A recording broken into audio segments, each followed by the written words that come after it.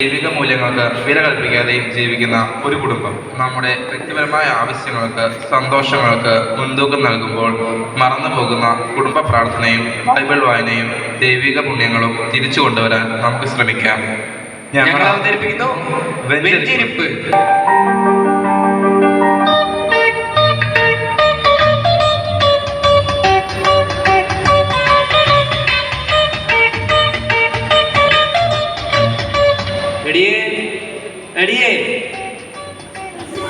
എന്താ മനുഷ്യ രാവിലെ തന്നെ വന്ന് തൊള്ളതൊന്ന് നകർന്നേ. പൂമുഖത്തേക്ക് ഒരു ബ്ലാക്ക് ടീ. നിങ്ങൾ പത്രം വായിച്ച് ചായ കുടിച്ചുകൊണ്ടിരുന്നോ? ഇന്ന് ഏതാ ദിവസം നല്ല ഓർമ്മയുണ്ടോ? എന്ത് ചോദ്യമാണിത്? ഇന്ന് എന്റെ ബർത്ത്ഡേ അല്ലേ, ഞാൻ മറക്കുമോ? അത് ശരി, അപ്പൊ നിങ്ങൾക്ക് അതും ഓർമ്മയില്ലേ? പിന്നെ എന്താ ഇന്ന്? എന്റെ മനുഷ്യ, ഇന്ന് അച്ഛൻ വരുന്ന ദിവസാ. വല്ല പിരിവാണോ ഇനി? അതൊന്നും അല്ല, ഇന്ന് വീട് വെഞ്ചരിപ്പാ. ഓ, അച്ഛന് വേറെ പണിയൊന്നുമില്ല, ഒരവധി ദിവസം കിട്ടിയാ ഇങ്ങനെ പോയല്ലാതെ. ദൈവദൂഷണം പറയാതെ മനുഷ്യ, നമ്മളോ പ്രാർത്ഥിക്കുന്നില്ല, നമുക്ക് വേണ്ടി അച്ഛനെങ്കിലും പ്രാർത്ഥിക്കണ്ടേ? ആ, എന്തെങ്കിലും ആവട്ടെ, ആ കുരുത്തം കെട്ടവന്മാരൊന്നും എഴുന്നേറ്റില്ലേ? മിക്കവാറും വെഞ്ചരിപ്പം കഴിഞ്ഞ് അച്ഛൻ പോയാലും അവരെഴുന്നേൽക്കുന്ന എനിക്ക് തോന്നുന്നില്ല. അതെങ്ങനെയാ? രാത്രി 2 മണി 3 മണി വരെ മൊബൈലിൽ തോണ്ടി ഇരിപ്പല്ലേ.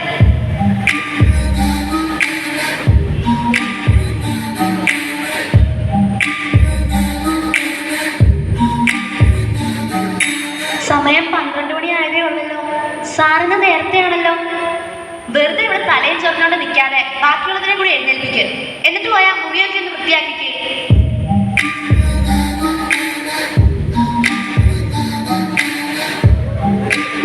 എടിയേ, നമ്മുടെ ബൈബിൾ എവിടെയാ? അത് ഉപയോഗിച്ചിട്ട് കുറെ ആയി, തപ്പിയെടുക്കണം.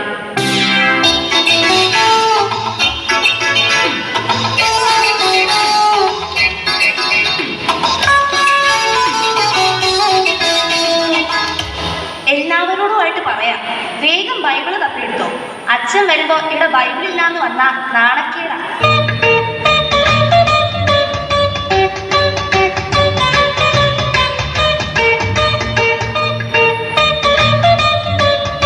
എടി, നീ അപ്പുറത്തെ ശാന്തമ്മയുടെ വീട്ടിൽ നിന്ന് ബൈബിൾ വാങ്ങിക്കൊണ്ടു വന്നേ.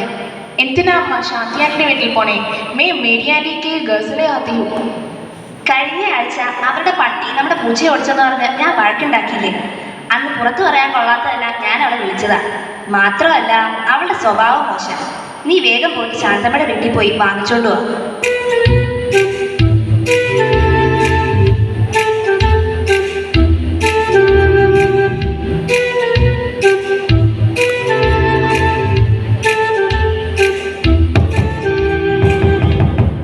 ആ, ആരോ കഥകൾ മുട്ടുന്നു. അച്ഛൻ വന്നു എന്നാ തോന്നണേ.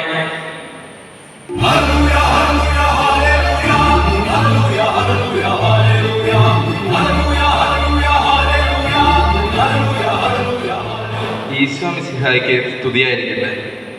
അച്ഛാ സ്തുതിയായിരിക്കട്ടെ. എന്നാ അച്ഛൻ ഇരിക്കും.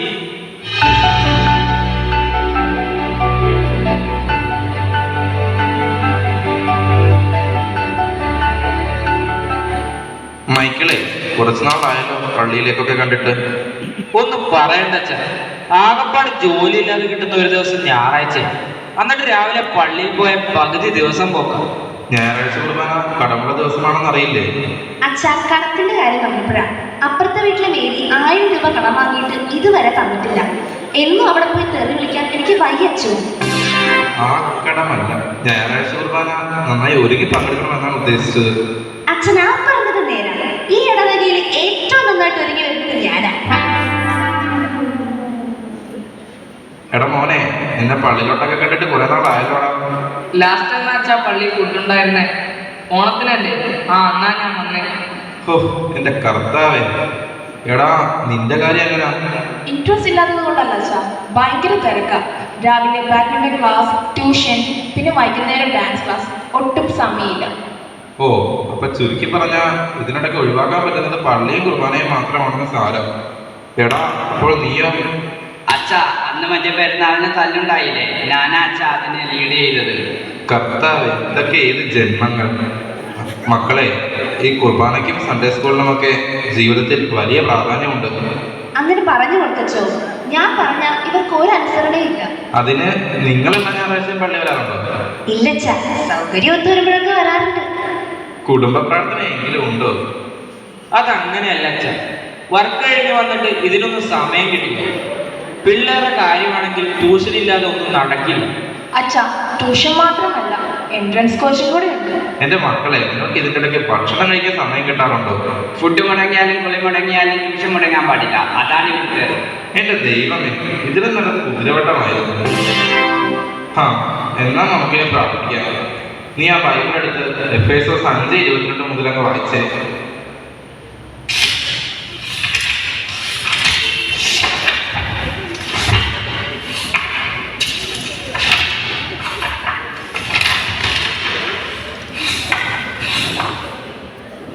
കഷ്ടപ്പെടണ്ട, ഞാൻ തന്നെ പറയാം. മക്കളെ, നമ്മളിപ്പോൾ ഉയർപ്പുകാലത്തിലാണല്ലോ. ഉയർപ്പുകാലമോ? ഇപ്പോൾ വേനൽക്കാലമല്ലയോ അച്ഛാ?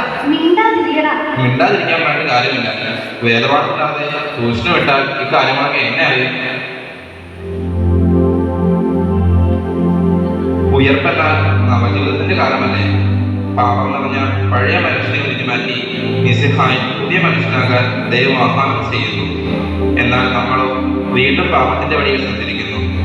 ഞായറാഴ്ചയും പറ്റുമ്പോഴൊക്കെയും നിങ്ങൾ കുർബാന കൂടാൻ പള്ളിയിൽ വരണം.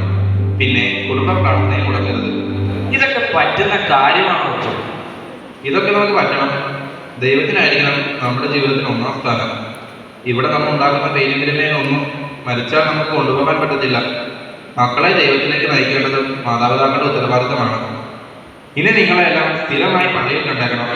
ഞങ്ങൾക്ക് തെറ്റുപറ്റി അച്ഛ. ഇനി ദൈവത്തിനായിരിക്കും ഞങ്ങളുടെ ജീവിതത്തിൽ ഒന്നാം സ്ഥാനം.